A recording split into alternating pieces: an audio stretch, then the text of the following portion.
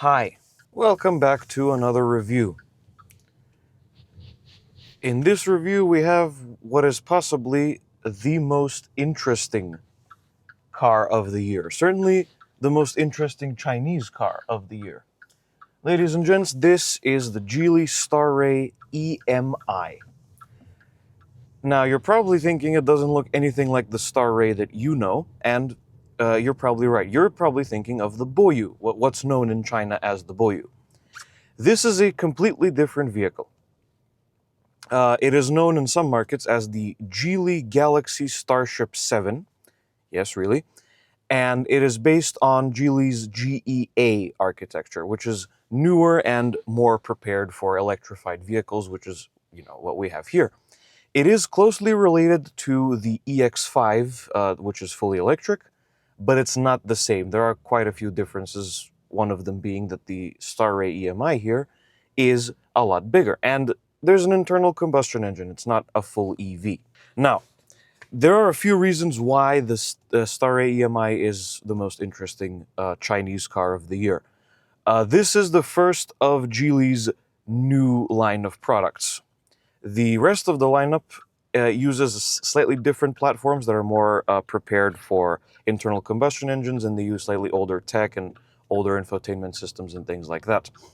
But the Starray EMI is on the latest and greatest technology platform and different things like that. Anyway, let's get into this. Let's talk about first what the Starray EMI is like to drive in town. Well, because this is a Geely plug-in hybrid, you probably could have guessed this. The electric motor is actually more powerful than the combustion engine. And if you have enough charge in the battery, you will pretty much never engage the engine unless you put the car into the battery saving mode, or if you activate the power drive mode, which engages the engine and allows both of them to work simultaneously.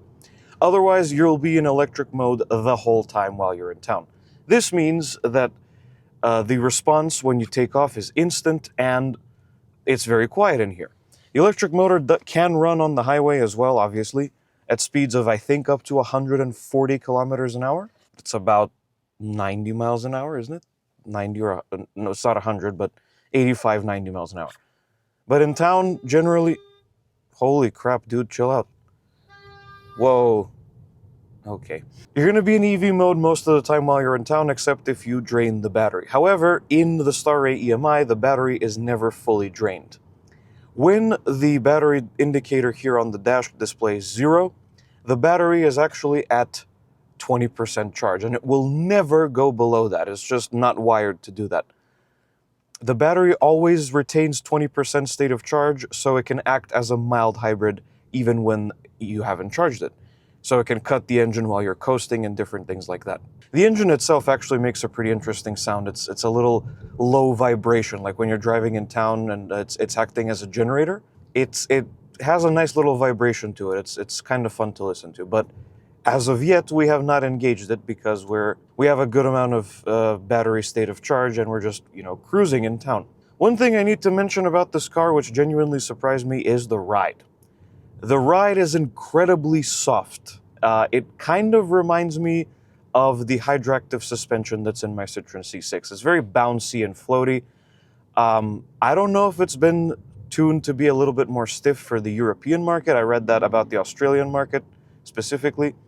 And also that Australian media that talked about that also mentioned that the Chinese specification Starship 7 is even softer. Although I don't agree that it can feel dangerous or unsettled. As long as you adjust your expectations accordingly. The ride quality is excellent, and it's very comfy. It absorbs bumps like it's nobody's business. It's nice and refreshing to see something that's genuinely comfy, not like, yeah, it's comfy, but it bounces on certain imperfections. Not this. It's very soft. Although that does come at the cost of handling. The handling is by no means bad, it's just that it's not fun in the slightest. This is designed to be a comfortable cruiser, and it does that very well. Another thing about town driving is there's a lot of regen braking to be had, because you're in the electric motor most of the time, you can adjust the regen through the infotainment system. I'll show you. And regen is always one of my favorite things about driving EVs and hybrids in town, because you don't have to use the brake pedal quite so much. It makes a lot of sense. I will say one flaw about driving the Starray EMI in town is the evil sensor. The evil sensor is way too sensitive. Spending 5 seconds away from your eyes on the road, none of my sentences are making sense today. If you spend even like 5 seconds looking at the infotainment screen, it warns you to pay attention to the road. And my personal favorite, if you yawn while you're driving, it beeps at you, telling you that fatigue driving is dangerous and that you should pay attention to the road. I understand Geely's intentions with that, and they are indeed good intentions, but that's entirely unnecessary. I suppose that's this car's equivalent of the driver attention system, but it doesn't show a little coffee cup or whatever. It just says, fatigue driving is dangerous, please pay attention to the road. Yes, I know. It's not necessarily fatigue. And also, like, this is not specific to Geely. This is a dichotomy with new cars. So the evil sensor keeps telling you to pay attention to the road, but then they bury so many different functions in the infotainment screen that you can't help but not pay attention to the road for 5 seconds to adjust something.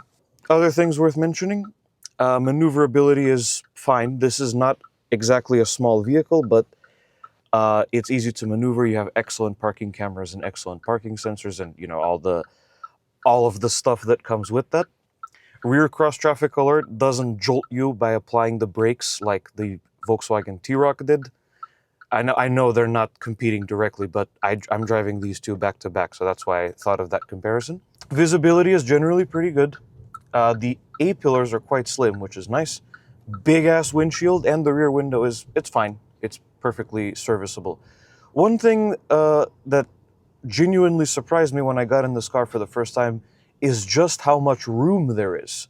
See, I like to sit pretty high up in, well, every car that I drive, frankly, and I still have an insane amount of headroom left, and that's not even mentioning the back seats, which you will see in a few minutes. So if you sit quite low, you will not have any trouble fitting inside the Starray EMI, and that's almost entirely to do with the car's proportions, because the greenhouse area and the roofline are surprisingly tall. Usually they're quite a bit shorter on C SUVs like this. Actually, this is nudging D SUV territory, if I'm honest. It doesn't feel like a big SUV on the outside, and it hides its size quite well, but it is quite a big thing, dimensions. Also, I have to say, this interior combination is absolutely lovely. These types of interiors are definitely a soft spot for me, and I'm glad that this particular press car has this interior so we can enjoy it together.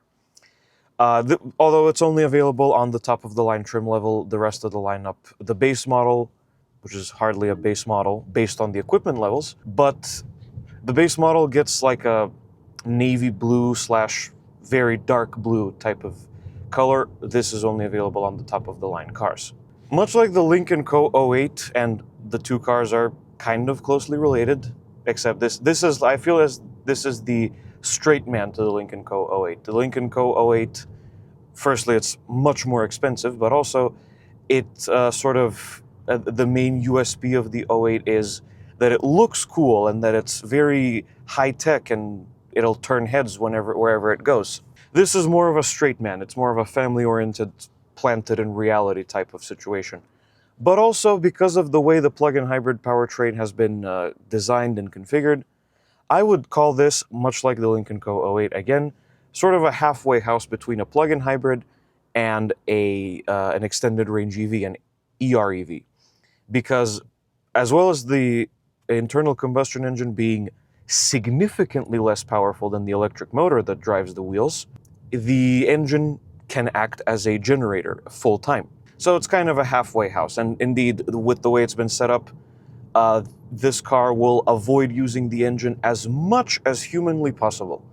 It will always be on the electric motor unless if you really give it gas, you switch to the power drive mode, which enables the engine at all times, or if you decide to preserve your battery, in which case the engine becomes a generator. Unusually, the traffic lights in this part of town are off. Sir, the speed limit's 50. Anyway, folks, I will join you all on the highway because it's, as far as the town driving experience, that's really all there is to say, and it's excellent. I've really enjoyed my time with this car in town, and I still do. So let's move this along to the highway. I will join you all in a moment. That didn't work at all. All right, folks, we are back, just about to emerge from the roadworks. I have switched to the power drive mode. You might be able to hear a slight vibration from the engine. And blast off. It hooks up immediately because of the electric motor, but the acceleration itself is not EV-like, if that makes sense. It's not the fastest thing in the world, but it does pick up speed very easily and very helpfully, if that makes sense. Anyway, as far as the experience on the highway is concerned, minimal wind noise. There's a fair bit of road noise for reasons that I've explained before, but also this particular car is on GD tires. You know, the Chinese tires that I've driven these before. I've driven tires from GD before, and I was not a big fan of them, but these seem to be a slightly newer generation of GD tires because, for what it's worth, they are better. However, as far as I understand, the max trim level like this one is supposed to come with 19-inch wheels, and around the world, the 19-inch wheels get Goodyear tires. So that's probably a possibility depending on where you are in the world and how the trim levels are structured there. But if you get the 19-inch wheels, I'm pretty sure you get Goodyear tires. Oh yeah, I completely forgot the fuel economy. Well, I'm just going to refer to the trip data here in the infotainment system. It says here that I've been averaging across this mileage in which I've had the car 3.3 liters per 100 kilometers of driving. And I should mention that that includes driving with the battery dead, which means that the engine was always running. And I've also done quite a bit of driving in save state of charge mode. So I'd call that a success, really. Anyway, this is like my third time driving the car on the highway, and I don't have any other notes besides that. I did mention the handling. This vehicle is not set up for handling, and it's not trying to make it seem like it's set up for handling, but it does corner fairly well given the suspension setup that we have. Anyway, that's it, folks. I will join you all for the features. All right, gang, time for the features. Firstly, let's have a look at the styling. For what it's worth, the Starray EMI is pretty, it takes a restrained approach to styling. It still looks pretty cool and it's very recognizable as a Geely, but it's nothing crazy like, say, the Lincoln Co. 08 or even the regular Starray for that matter. It's much more of a restrained design. Starting at the front where we have, well, basically nothing in the way of a front grille. We have the Geely badge there in the center on the bodywork. We got upside down headlights.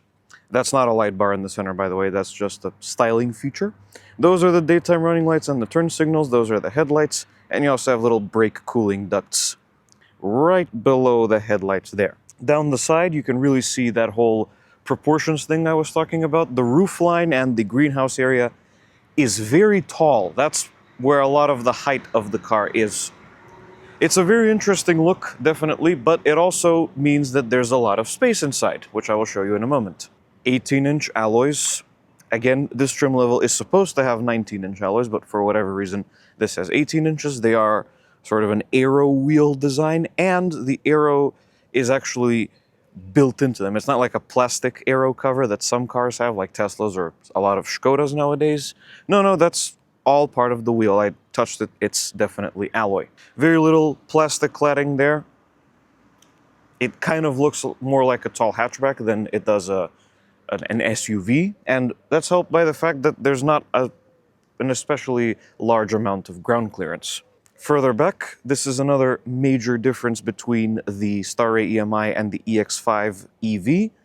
The license plate here is in the tailgate itself. I tilted the camera by accident. License plate is on the tailgate, whereas in the EX5 it's in the bumper. And also we have a slightly different light bar with the Geely word mark there. The rear end with the taillight design kind of reminds me of the Porsche Cayenne a little bit. but only a little bit.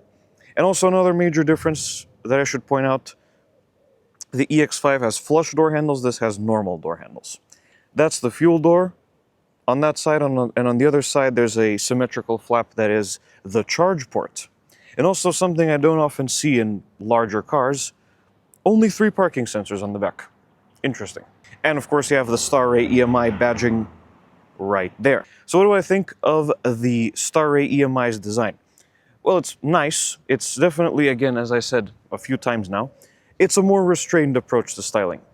I like how it looks, but it's nothing crazy or earth-shattering or anything like that. But this particular Geely model is targeting a different buyer group, so that definitely works in its favor in this case. Although I will say, not a big fan of the base white color, which is what this is. There's a dark green, which is way better, and I'm kind of sad that the press car is not in the green color, but we'll let them have it. So now that we're done talking about the styling, time for the practicality. Here's the key fob. It's very glossy for whatever reason. It has 3 buttons on the back, and it is a Geely logo in and of itself. Now, I'm only showing you the key because this car actually comes with a key. There's no stupid key card and smartphone app combo. You do get an actual key. But you will basically never need the key. All you need to do is just to have it with you. I'm going to unlock the doors just to demonstrate how it works, but you really don't need the key, and I'll show you why in a moment. Anyway, don't know why I'm doing this. It has an automatic tailgate. I could have used the key fob for that. Gotta move the parcel shelf out of the way. Cargo area with 528 liters of space with the adjustable floor in this position. The door's just locked even though the tailgate's open. No! Crap. I don't want the alarm to start blasting. That would not be good. There we go. 528 liters of space with the adjustable floor in this position. You have a roll-away parcel shelf, which you already saw. Interestingly, it's not on a rail. It just has the hooks here at the end to attach it. There's no rear seat release here from what I can see. Disappointing. There's a speaker for the Fly Me sound system. There's some, well, it looked like extra storage anyway. LED illumination, and there's extra storage underneath the false floor where we keep the charging cable and different things like that. When you fold down the rear seats, you get 2,065 liters of space. I forgot that people love to drive by here when I'm filming. 2,065 liters of space when you fold down the rear seats, which is very impressive. When you're done,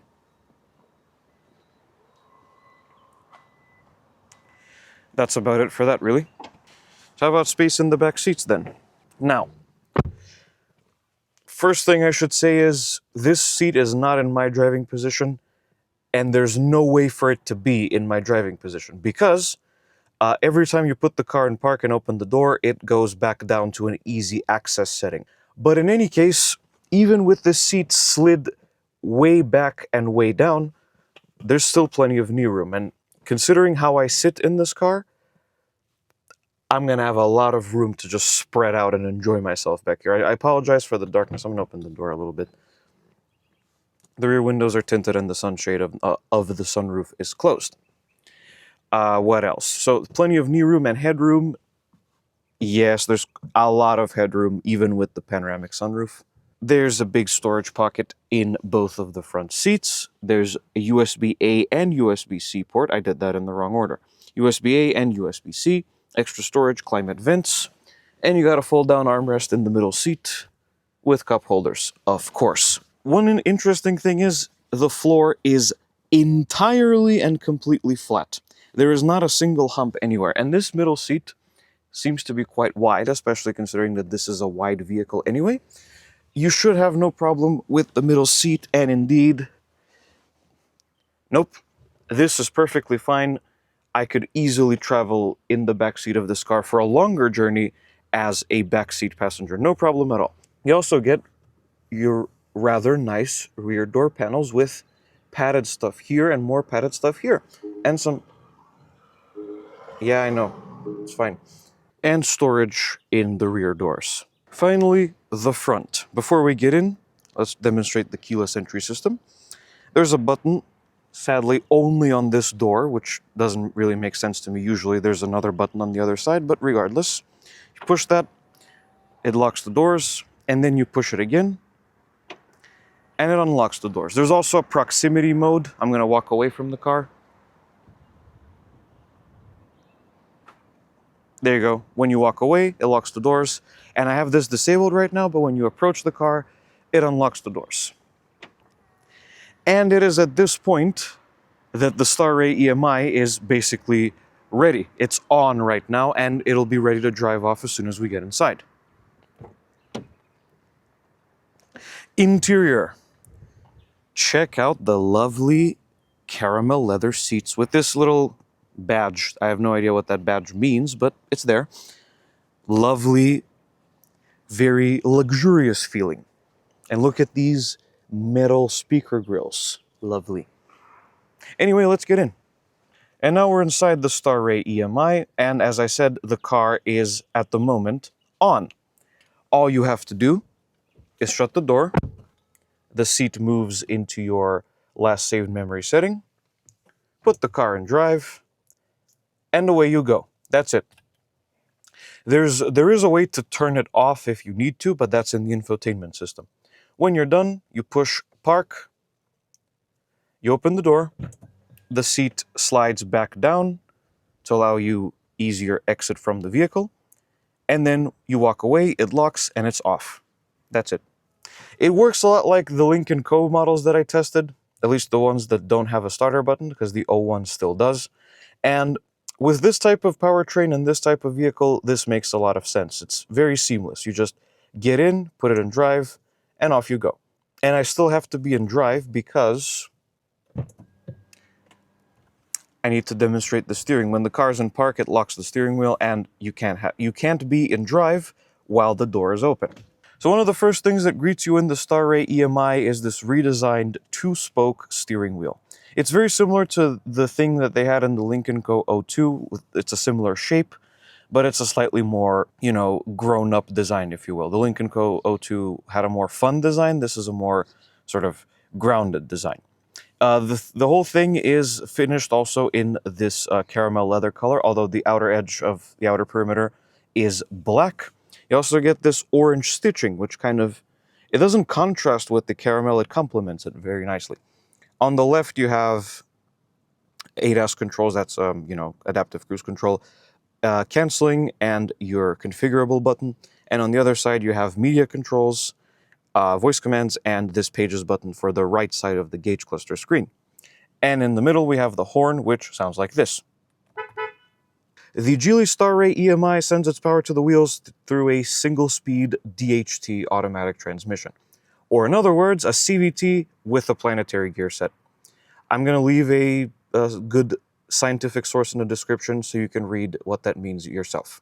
It's controlled through a column stalk, works in a normal way, pull it all the way down to go into drive, hold halfway up for neutral. Yes, it specifically requests that you hold it. And then all the way up to go into reverse brings up your excellent 360-degree camera system. Geely's 360 cameras are always good, and this is no exception. It's very high res, very easy to see. There's also a subtle beep on the outside to let people know that you're backing up. And then when you're done, you press the button on the end of the stalk and you're in park. That's really about it. Infotainment system. This is a 15.4-inch screen. It's basically the same system as in the Lynk & Co vehicles that I drove, the newer ones anyway. It's running the latest Geely infotainment software called Fly Me Auto, and it's much better than the old one. I personally never experienced the known issues with the old infotainment system, but this one is way better. It's way more responsive, and you can set a kitten as your background. So 10 out of 10 car of the year. Actually, if you swipe on the home screen, you can set it to a guinea pig, or a chick, or a puppy, or another puppy in a hoodie, or a puffin. There are, of course, other various options, different themes for the wallpaper on the screen, but I have it set as a kitten because I love kittens, and so does Mrs. Core. Anyway, this is obviously the home screen. You have three little tiles here: app suggestions, tire pressures, and power share, which is what this car... Crap. Sentence formulation escaped me. Power share is vehicle to load and vehicle to vehicle, basically. According to the tile itself, it requires a different type of connector. I don't know if we have that in here, so take my word for it, you can supply other EVs with electric power and vehicle to load as well. Anyway, this infotainment system is similar to the one in the Lynk & Co. 02, which I provided a detailed explanation and demonstration for. So I'm not going to go too much into details, but I'm going to show you the specific features for this car. First of all, there is an app drawer with various different options. There is now Android Auto officially. Previously, you had to download a separate app on your phone to use Android Auto in Geely vehicles, but that's not the case anymore. You have both Apple CarPlay and Android Auto. Vehicle settings, pretty self-explanatory. And the rest of this stuff is actually also pretty self-explanatory. You also get rest mode and camping mode, both of which I demonstrated the rest mode in the Lynk & Co. 02. Camping mode, I'd imagine, is quite similar with some type of fireplace in the middle of the screen. Actually, why don't we try it?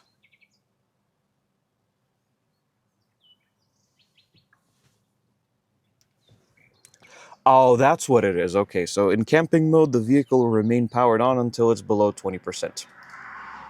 So you can sit in the car with the AC running, basically. That's what they mean by that. Oh, by the way, Apple CarPlay works perfectly fine wirelessly. There's a built-in Spotify app and an app store as well if you're into that sort of thing. Anyway, that's your app drawer, pretty standard. That's your vehicle settings menu. And you're going to be doing a lot of stuff through here. Just going to tap through some of these screens and show you what you can do.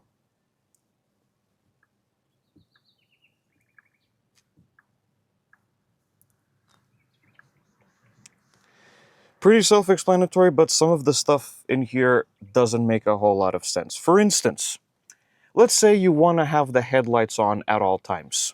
Nothing wrong with that. Some, maybe in your part of the world, that's a requirement. As you can see here, there's your light controls. You press headlights, and then you have to drag the slider to the right to confirm. Which, if you're stationary, is fine, but imagine if you're on the move and you need to do that. I don't know, something doesn't sit right with me about that. Or how about disabling the speed limit warning? No problem, just, if I can remember where it is, driver assist, yes. Intelligent reminders, and it's in here, and then you have to confirm it as well. So the car would prefer you don't disable the speed limit warning. I do that anyway because it beeps quite a bit. But some of this stuff should be a little bit more easily accessible and should not require confirmation. Like, me enabling the headlights is not something that the infotainment system needs to question why I'm doing it. Obviously, I'm enabling the headlights for a good cause, for a good reason. So it shouldn't ask me to confirm that. I mean, admittedly, I've been enabling the headlights during the day so I can take photos of the car, but, you know, situations. That's it for the vehicle settings. The standard stuff you'd expect to find here. Climate controls. Normally I would complain about this, except, look, you have a few physical controls in the center. Unfortunately, you still need to use the screen to adjust steering wheel heating and ventilation and heating for the seats. But as you might have noticed, there's automatic modes for each of those functionalities. So that's pretty cool.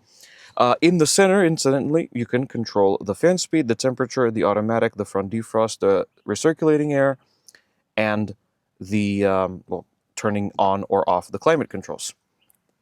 You can use these toggle switches like this to adjust the parameters, or if you're adjusting, say, the temperature, it only goes up in increments of 0.5.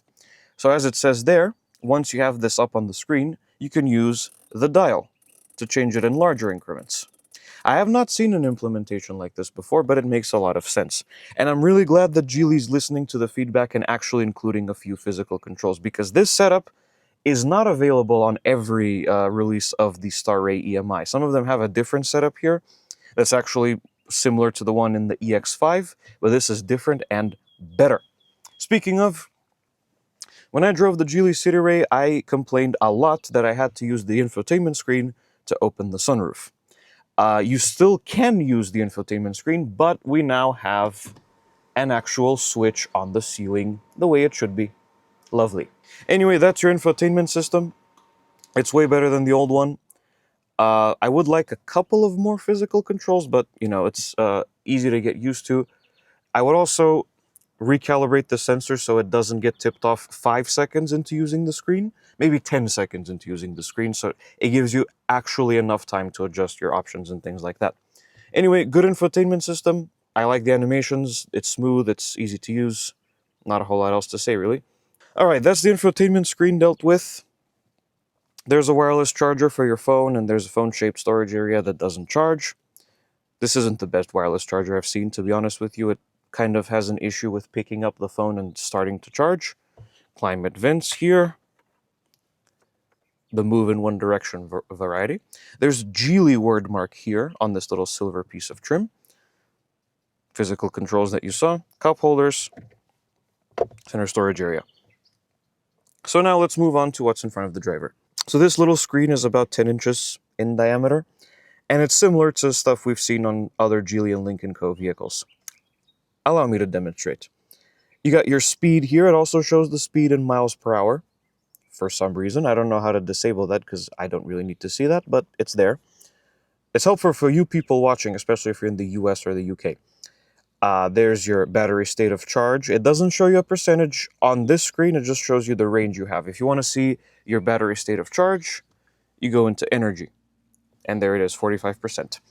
You also have your fuel gauge here, which also shows you the range you have left, but you can also see your fuel percentage in this screen, which is nice.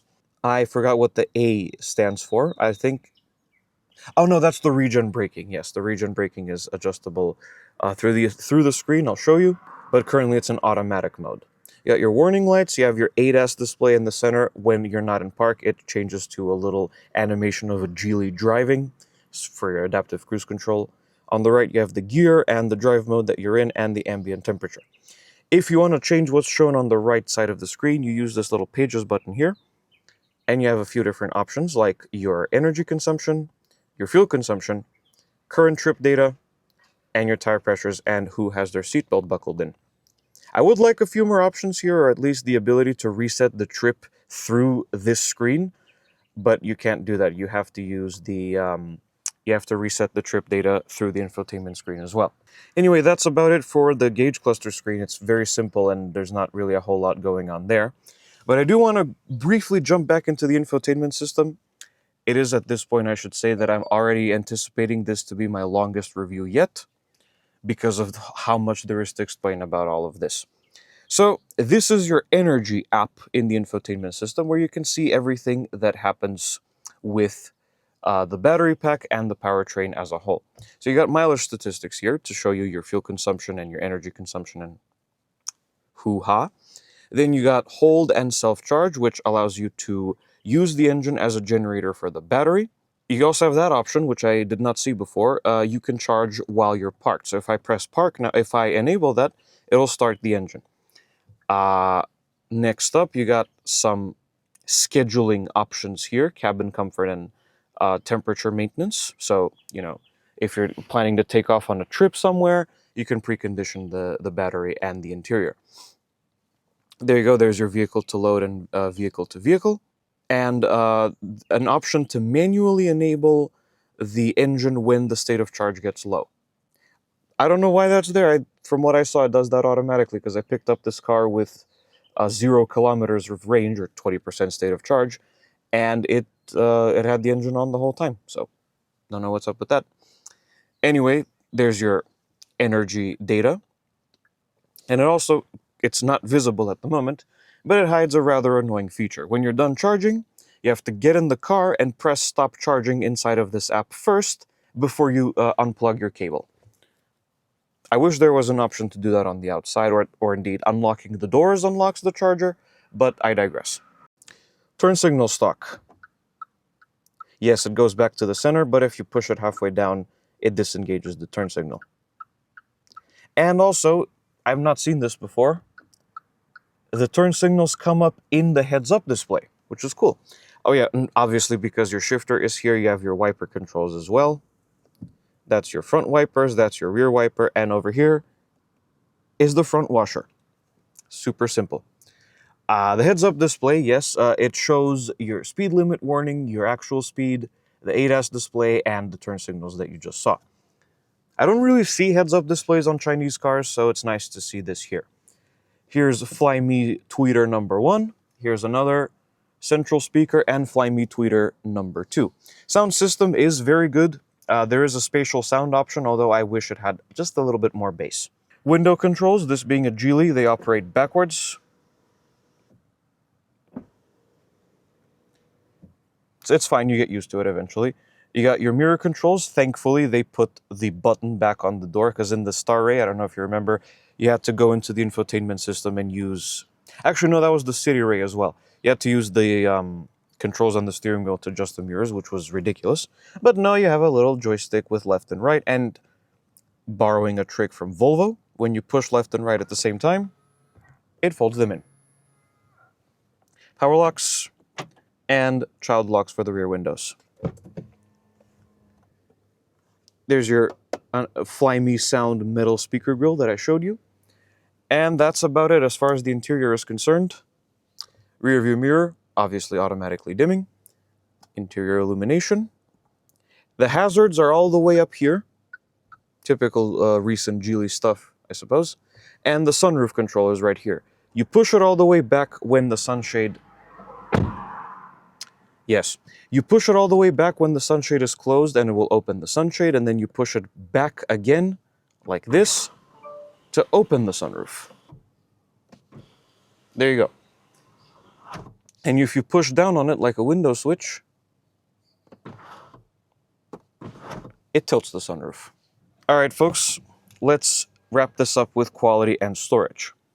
Quality is absolutely excellent. This is easily the most premium feeling Chinese car I've ever driven. And actually, it's one of the most premium feeling cars I've driven this year, period. There's padded and soft stuff all over the place. And did I mention the metal speaker grills? They're lovely. I love them. The top of the dash is stitched and padded. This whole section here is the same leather material as the seats. And generally, this caramel color makes it feel a lot more luxurious. It livens up the interior a lot more.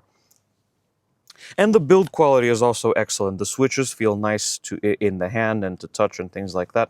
And overall, this feels like a pretty quality product. And Geely and Volvo have been working together for years, and we've heard no real horror stories, so I hope that squashes any sort of skepticism around the reliability. I would like to stop opening and closing the door constantly now. Anyway, storage.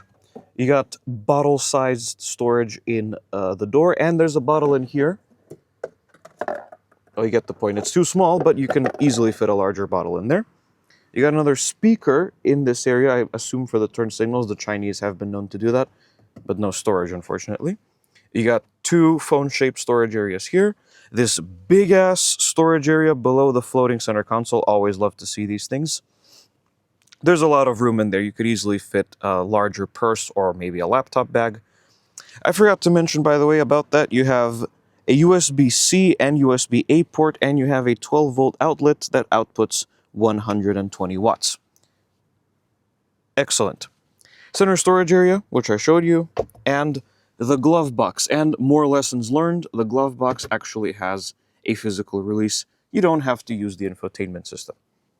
So overall, the interior of the Geely Starray EMI, from the tech to the luxurious feeling to how much room I have, this is an excellent place to spend time. Good work. Finally, the powertrain. Now, bear with me, this is going to take quite a bit of explanation. As I said, the Geely Starray EMI is a plug-in hybrid, or as Geely prefers to say, a super hybrid.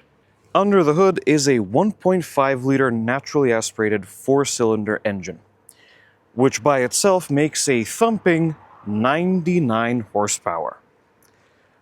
Along with that is a permanent magnet synchronous motor that's juiced by an 18.4 kilowatt-hour lithium iron phosphate battery pack, which, according to the research I did on the internet, is supplied by Chinese battery giant CATL, or CATL as I call them. The electric motor makes 217 horsepower. So the total system output roughly is about 268 horsepower, give or take, which allows a 0 to 100 kph time of about 8 seconds and a top speed of 170 kilometers an hour. The 18.4 kilowatt-hour battery pack supports DC fast charging at up to 30 kilowatts, I believe the Lincoln Co. 08 supports 85 kilowatts or something like that, so this is, a little bit lower, but still 30 kilowatts is pretty solid. Otherwise, the peak charging speed on an 11 kilowatt AC charger, like I've been charging the car at, is about 6.6 kilowatts, which should also roughly equate to a 6.6 kilowatt onboard charger. The total WLTP electric range is 83 kilometers, but if you use this car the way Geely intended, you can easily get over 900 kilometers of total range on a full battery and a full tank of gas. Pretty cool. Every Starray EMI is front-wheel drive. All-wheel drive is not available yet. I don't know if they plan to offer it. It's front-wheel drive, and it sends power to the wheels, as I explained, through a single-speed dedicated hybrid transmission or a CVT with a planetary gear set. Also, since I didn't get time to mention the suspension setup, McPherson struts in the front, multi-link setup in the rear. And that's the Geely Starray EMI. The Geely Starray EMI is, in my opinion, the biggest, most concrete evidence we've had yet that we should take the Chinese seriously. It's not just good for a Chinese car, it's good, period. In fact, it's pretty damn excellent. Very spacious, full of tech, and good tech at that, and a very interesting, innovative powertrain that maximizes both the best benefits of electricity and of a gasoline engine. This doesn't happen very often, but it has now. The Geely Starray EMI gets a score of 9 out of 10. Thank you everyone for watching this video. If you liked it, be sure to hit like and subscribe to the channel. Also subscribe to the gaming channel and follow me on Blue Sky. Links to both of them in the description. And I will see you guys in the next video. Goodbye.